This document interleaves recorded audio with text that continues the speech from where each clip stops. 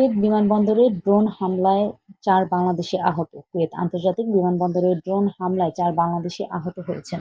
আহতরা হলেন আমিনুল ইসলাম, রাকিবুল ইসলাম, মাসুদুর রহমান ও দুলাল মিয়া। বিষয়টি নিশ্চিত করেছেন প্রবাসী কল্যাণ ও বৈদেশিক কর্মসংস্থান মন্ত্রণালয়ের সিনিয়র সচিব ডক্টর নিয়ামতুল্লাহ ভূঁইয়া। তিনি জানান, ড্রোন হামলায় কুয়েত বিমানবন্দরে ধ্বংসবিশেষ ছড়িয়ে পড়লে ৪ বাংলাদেশি প্রবাসী আহত হন। এদিকে উপসাগরীয় এলাকায় যুদ্ধ শুরু হওয়ার উদ্ভূত পরিস্থিতিতে কুয়েতে অবস্থিত সব প্রবাসী বাংলাদেশি নাগরিককে বিশেষ সতর্কতা অবলম্বনের অনুরোধ করেছে দূতাবাস।